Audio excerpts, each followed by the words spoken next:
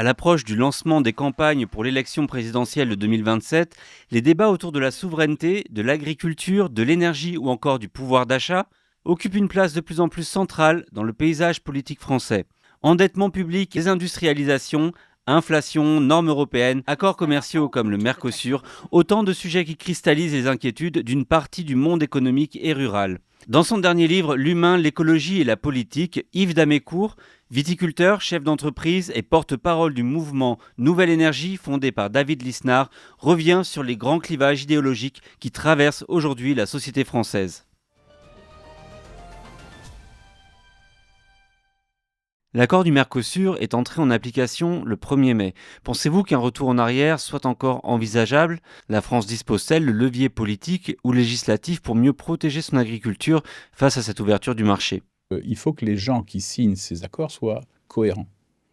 Et donc, quand on signe un accord, on devrait, en fait, la suite logique, ça devrait être que les normes qu'on accepte d'importer s'appliquent en France. Voilà. Donc, tu signes un accord, tu autorises l'usage des antibiotiques dans la viande. Ben, si tu l'autorises à l'importation, tu l'autorises en France. Sinon, tu ne signes pas l'accord.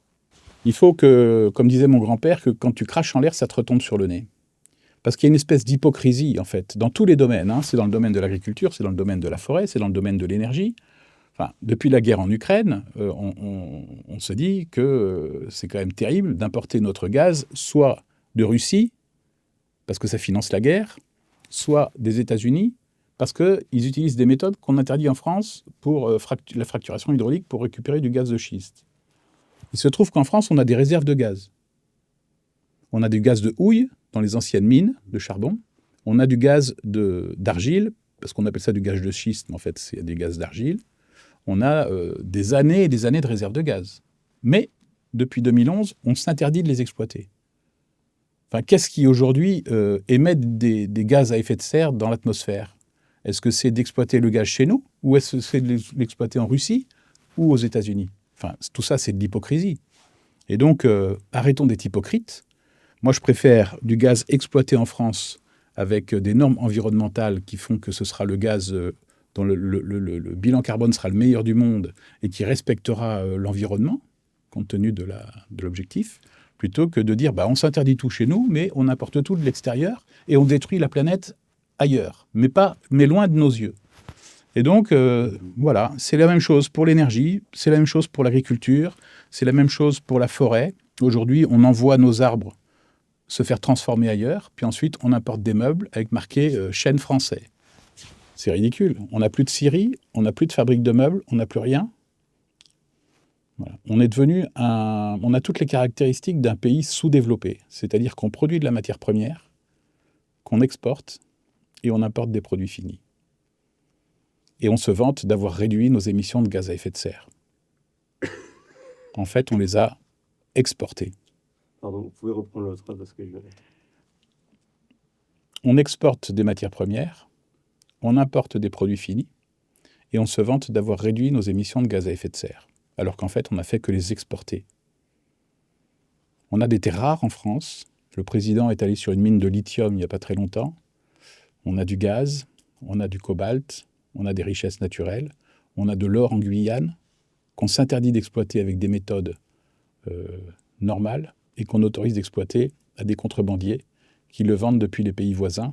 Et donc on se fait piller par des contrebandiers et on interdit à nos industriels d'exploiter nos filons. Enfin, tout ça est aberrant. Certains économistes alertent sur une possible hausse de l'inflation dans les prochains mois, notamment en raison des tensions géopolitiques et des risques pesant sur l'approvisionnement énergétique mondial.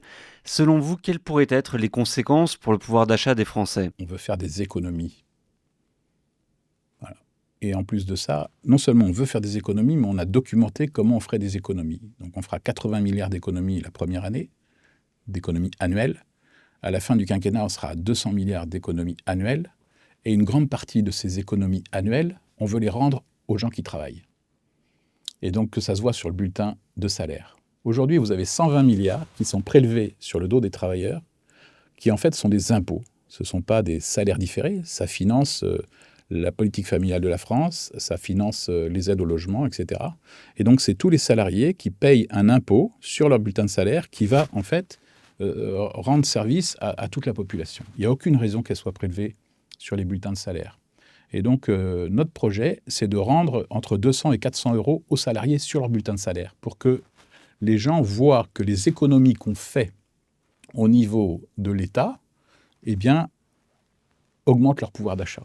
Certains maires, comme Éric Ciotti à Nice, ont choisi de réduire les dépenses publiques ou de supprimer certaines taxes afin de redonner directement du pouvoir d'achat aux habitants. Est-ce une méthode que vous défendez ? C'est-à-dire qu'il faut rendre à César ce qui est à César et à l'ISNAR ce qui est à l'ISNAR. David, il fait ça à Cannes depuis bien longtemps. Donc, il a réduit la dette de la commune, il a réduit le budget de fonctionnement, tout en améliorant le service public, et tout ça sans augmenter la pression fiscale, voire en la diminuant. Donc, oui, bien sûr. Il faut d'ailleurs essayer de faire confiance aux gens qui ont prouvé par leurs actions que leur discours était vrai. Les gens qui vous promettent des économies alors que leur ville n'a cessé, les finances de leur ville n'ont cessé de se dégrader depuis qu'ils sont maires, c'est curieux. Pourquoi ferait-il au gouvernement ce qu'ils n'arrivent pas à faire dans la gestion de leur ville ? Sur la question de la souveraineté économique, pensez-vous que la France puisse retrouver une forme d'indépendance dans un monde largement mondialisé ? Et quelles seraient, selon vous, les priorités pour y parvenir ? La France, elle a plein d'atouts. C'est quand même toujours la 7e puissance mondiale pour un pays qui est relativement petit. Et donc, si on libère les énergies, c'est pour ça que notre mouvement s'appelle Nouvelle Énergie. Parce qu'en fait, on pense que aujourd'hui, on empêche les gens d'entreprendre, qu'on empêche les gens de travailler, qu'on empêche les gens d'innover, qu'on empêche les gens de chercher. Et donc, si aujourd'hui, on libère tout ça, eh bien, en fait, bien sûr qu'on peut redevenir une puissance qui compte. Mais quand vous avez 3 000 milliards de dettes, vous êtes entre les mains de vos créanciers. Quand vous importez autant que vous exportez, et que la moitié de votre viande blanche, elle est produite ailleurs que chez vous, vous êtes entre les mains des gens qui produisent cette viande blanche que vous interdisez de produire chez vous. Et donc, la souveraineté, ça se conquiert. Donc, il faut retrouver une souveraineté industrielle, une souveraineté numérique, une souveraineté agricole, une souveraineté financière. Et puis, quand on aura tout ça, alors notre parole portera de nouveau. Aujourd'hui, quand on est au Conseil de l'Europe ou à la Commission européenne, les gens y rigolent. La France vient leur donner des leçons alors qu'elle n'est pas capable de gérer son propre budget. Enfin, tout ça n'a pas de sens. Et il faut retrouver le sens des mots. Un déficit, c'est ce qui manque en recettes pour équilibrer les dépenses. C'est l'écart entre les recettes et les dépenses. C'est ça le déficit. Nous, on le compare au produit intérieur brut. C'est plus pratique. Comme ça, on dit, j'ai 3% de déficit. Mais non, ce n'est pas 3% de déficit. Mon déficit correspond à 3% du produit intérieur brut. Donc en fait, si je compare ça au budget, c'est 15, c'est 20, c'est 30% du budget de l'État. Donc tout ça n'a pas... Enfin voilà, il faut retrouver le sens des mots. Quand vous avez un ministre des Finances qui vient sur un plateau de télévision pour vous expliquer qu'il va résorber la dette en se donnant un objectif de déficit, tous les Français se disent « mais il se fout de notre gueule ». Tous les Français, sauf ses collègues, sauf les journalistes, personne ne le contredit. Il dit « mais enfin monsieur, vous nous rejouez guignol.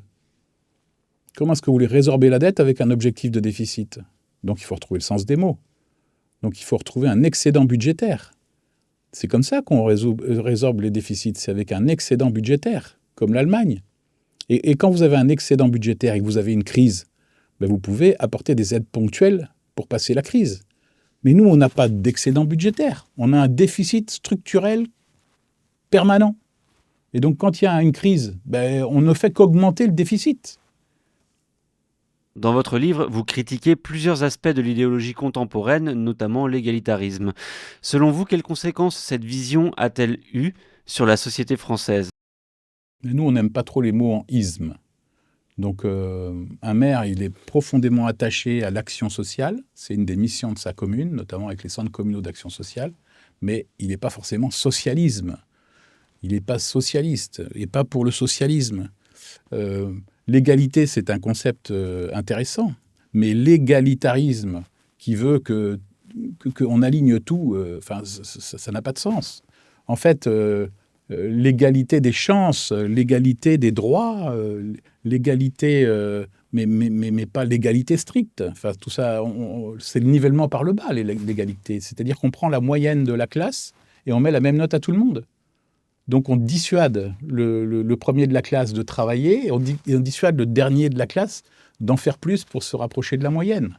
Donc tout ça est aberrant. Et donc on détruit le modèle, en fait. On détruit le modèle.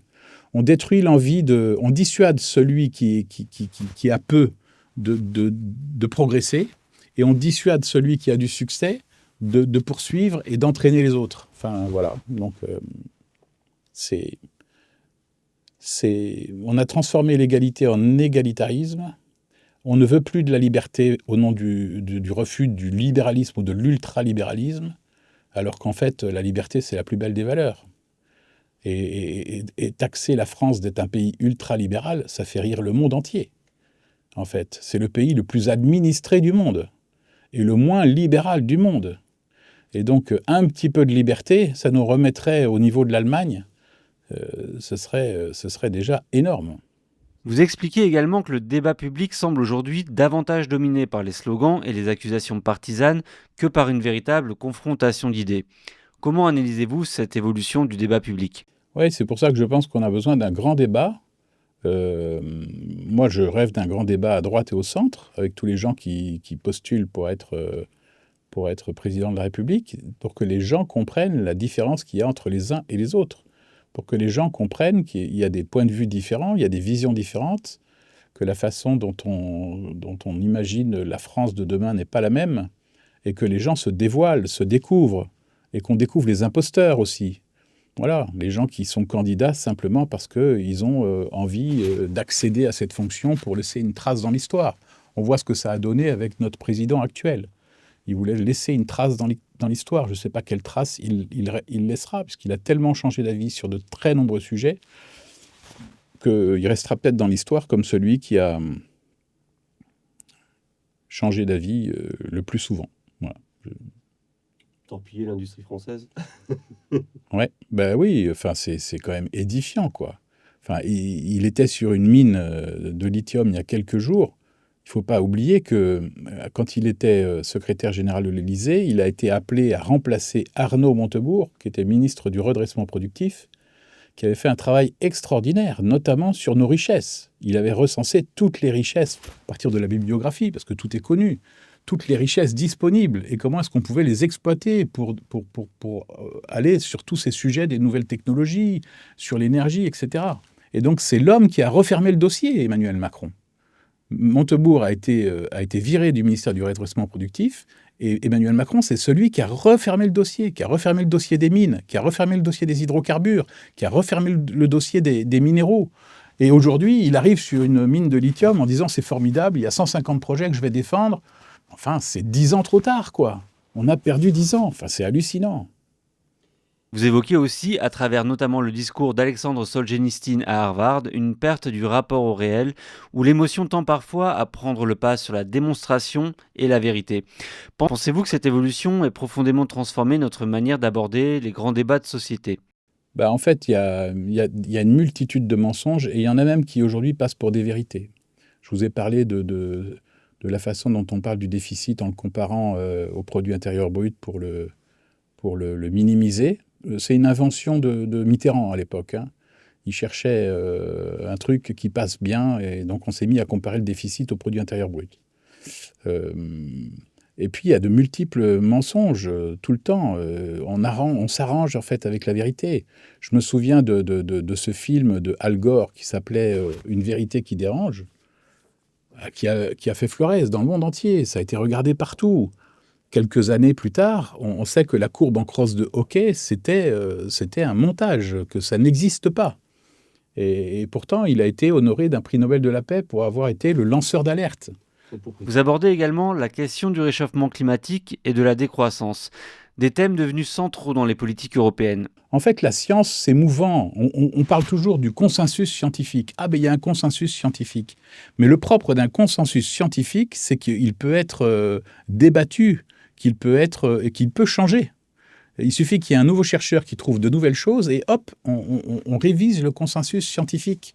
C'est pas un dogme, le consensus scientifique. Et donc, quand il y a des partis dogmatiques qui se servent du consensus scientifique pour faire un dogme politique, en fait, c'est très dangereux. Je parlais des non-ismes. L'écologisme nuit à l'écologie.